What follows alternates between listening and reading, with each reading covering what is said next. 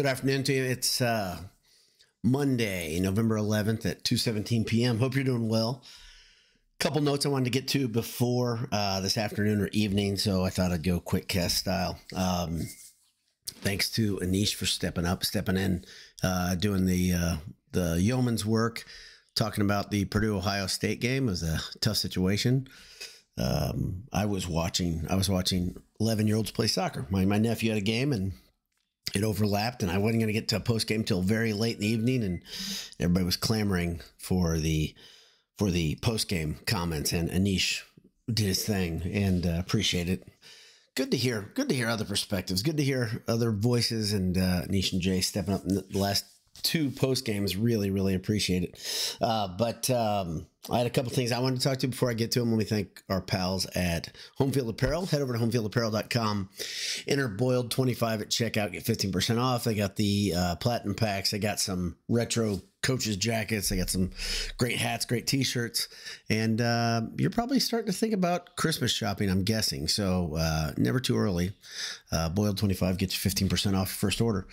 And also when you're on campus, head over to AJ's. You'll talk to some of the best people on campus, restaurant tours or otherwise.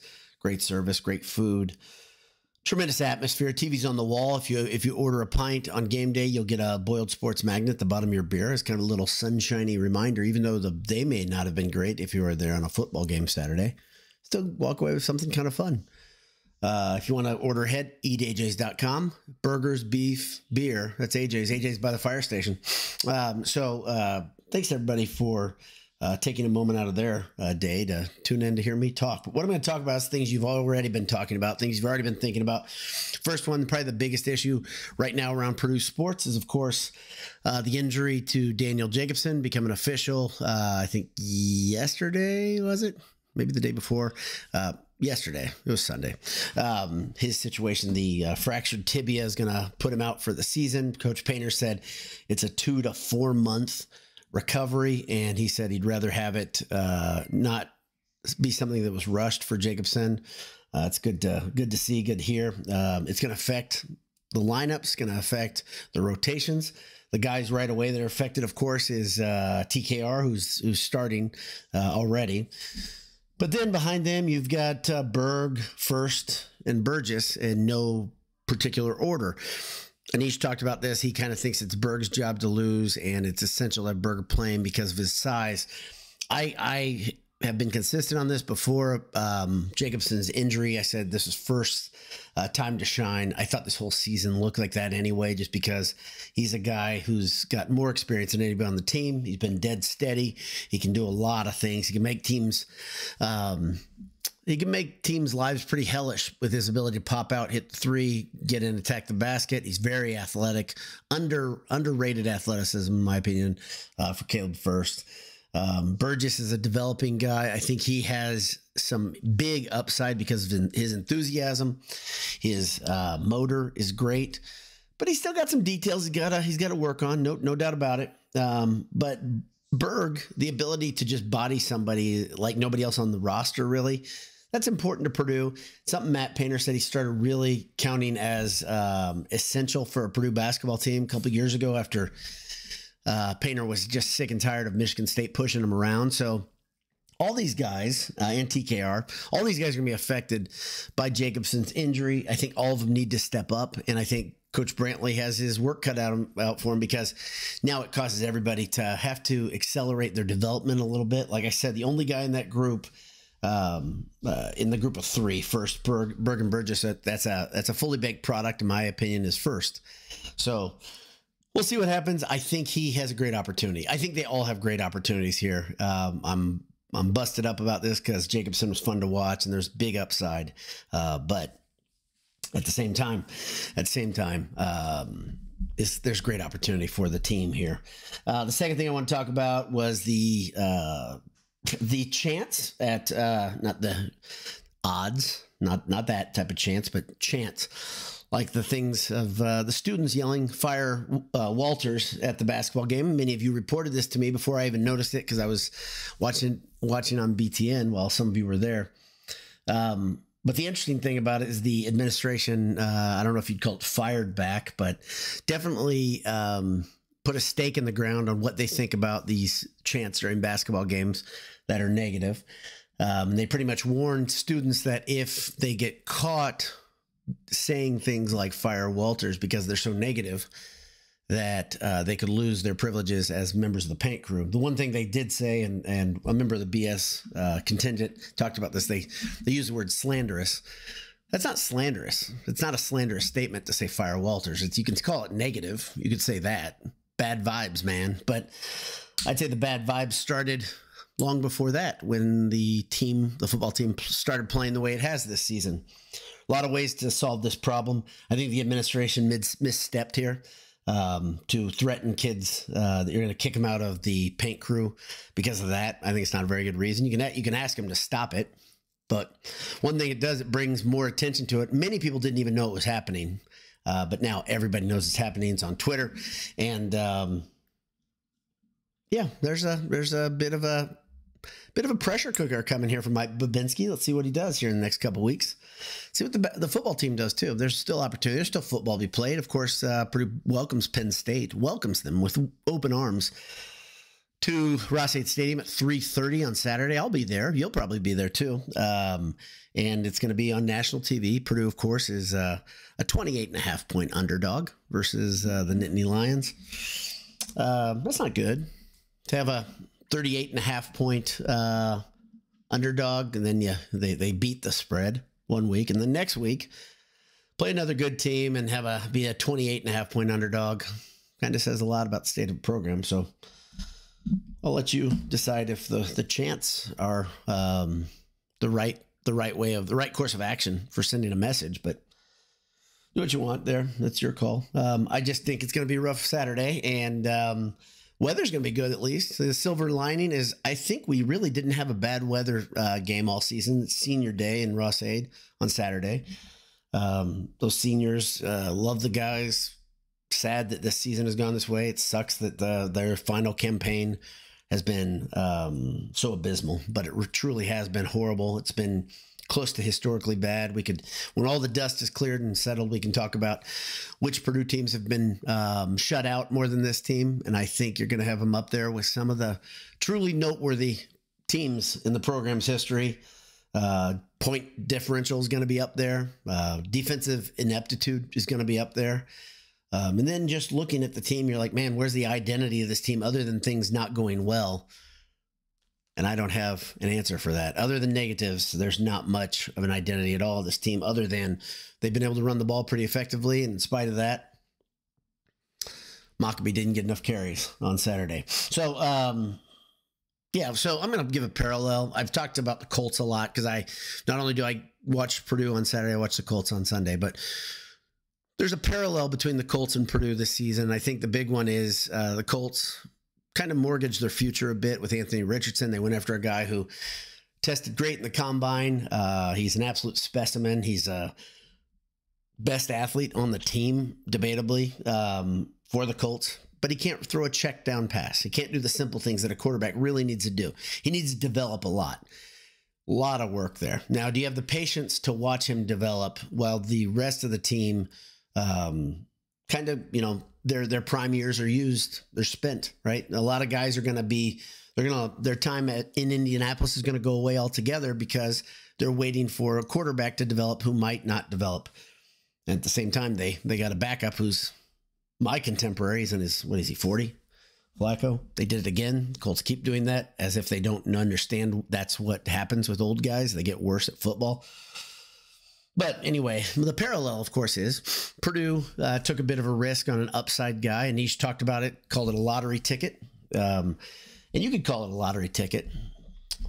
The problem is when it fails, right? When it fails, everybody looks bad and feels bad. And it takes a lot of time and a lot of enjoyment out of the game. When it goes well, you look like a genius, right? And I know Babinski and others were very, very very pleased with what they saw with Walters in the interview. And I'm not saying that any of that's false. I'm just saying, man, this has not gone the way anybody thought it would go. Now, will he get another year to show what he can do? Maybe. We don't know. We'll know in 3 weeks. But in the meantime, there's still football to be played. Let's see. Finally, the Yale game is tonight at 8 p.m. in Mackey Arena. Purdue currently, I think I said this in the last post game that I think Purdue's a little overrated. I think putting them at 17 to 18 seems to make sense to me, but it's just a gut feeling. Rankings don't matter. We all know that. They really don't matter at this time of year, especially, but there's something to talk about. So mission accomplished for college basketball and the entire system. But if you look at the computer polls, KenPom has Purdue at 11th. Purdue is currently 13th in the AP. The ESPN Power Rankings has Purdue at 13th as well. So the computers think the same thing that humans do. Purdue looks pretty good. On the other side of the court, you're going to have Yale coming in.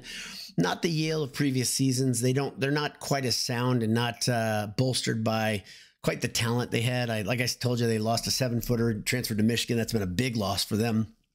They're 1-1. They're coming off a loss to Illinois, Chicago, and they're 114th in KenPom in the rankings. So should Purdue be able to handle their business? They should.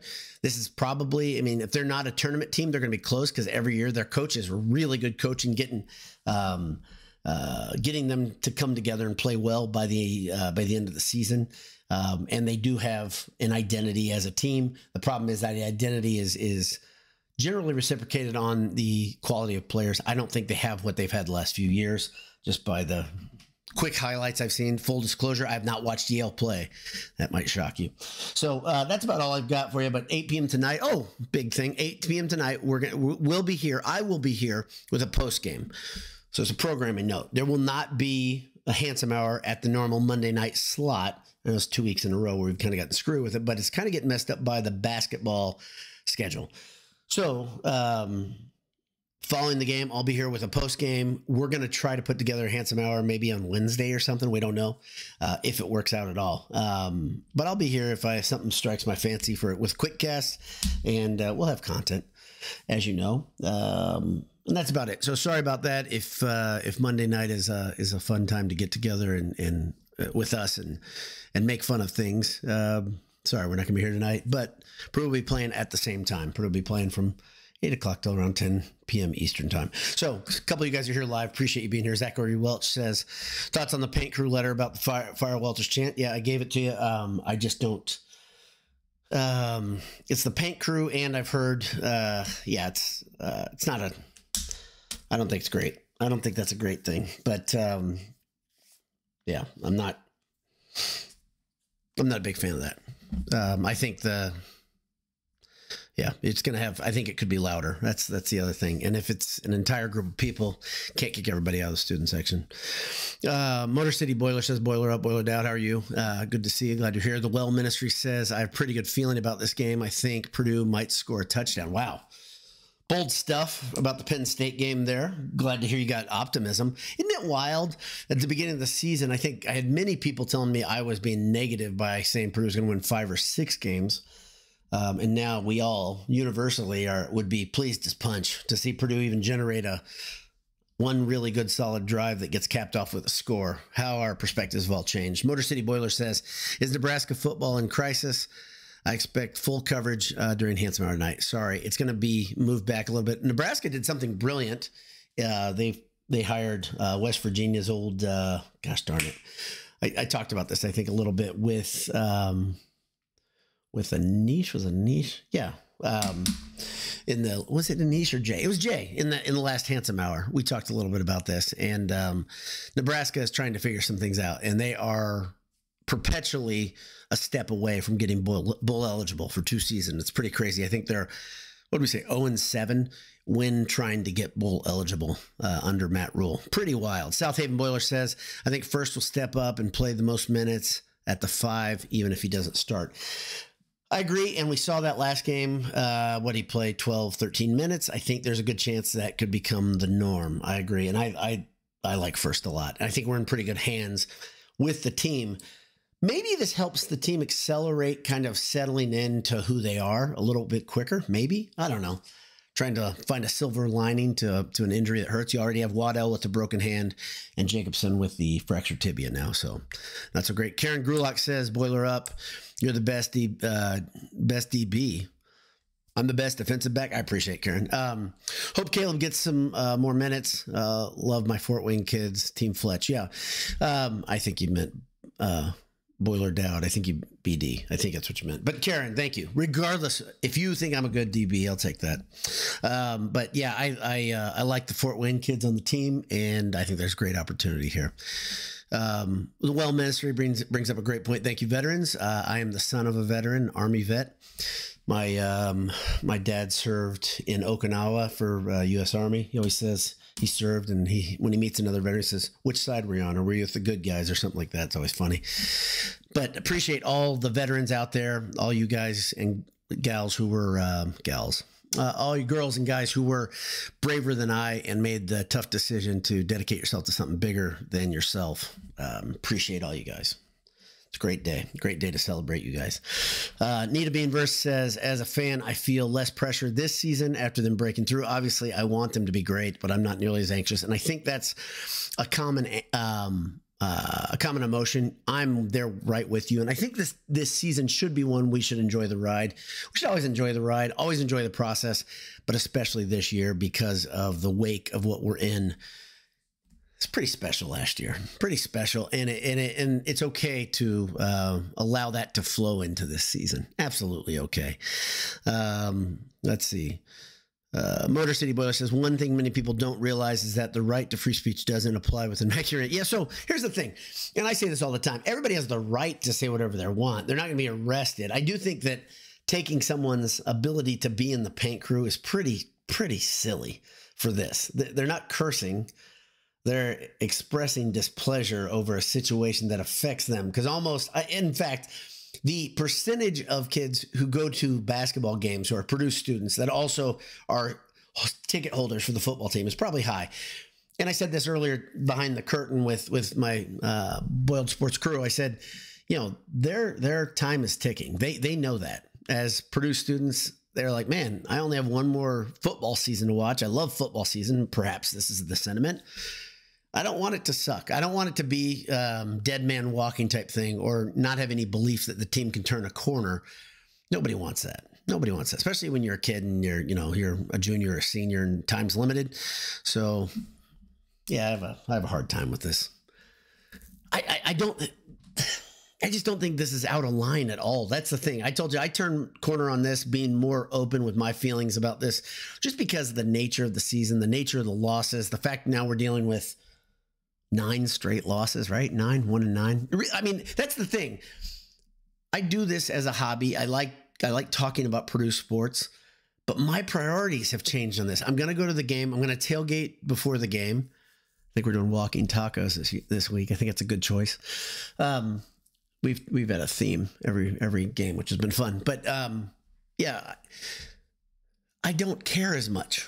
I don't have it in the forefront of my mind. I'm not watching press conferences. I'm not reading articles. I'm just not doing it because I don't want to do it. The fact that you guys are still here with me, maybe you're doing it because it's an empathy thing. It's much easier to kind of filter through your thoughts with somebody else who you think has some similar feelings. That could be part of it. But as a guy who this is my biggest hobby, no doubt about it. I don't have it as my priority as high because it's not much fun to go and invest all that time and see them ill-prepared, unable to make adjustments, whatever. The biggest thing, you look at the difference, go look at the difference in first quarter alone, how Purdue comes into games versus their opponent. Almost every time they're down 7 to 14 points in the first quarter. That's tough to swallow. And it's kind of a punch in the gut to the fans who have like, okay, maybe this week, let's get up, come there, get ready, drive 1 to 4 hours to the game, tailgate, spend all that money, spend all that time. Maybe you're battling some elements to get there. Who knows? And then having a shitty Saturday. Sorry, pardon my language, but that's no fun. That's no fun at all. South Haven Boiler says, if Walters gets another year and the team plays harder, how many wins is the minimum next year for him? Minimum or maximum? Okay, so if he gets another year, I think you're going to see a drastically different coaching staff. I think what Babinski will do is he'll say, okay, you're going to have new coordinators here. I think that's the first thing. I don't think he'll say, stay the course. Everything looks good.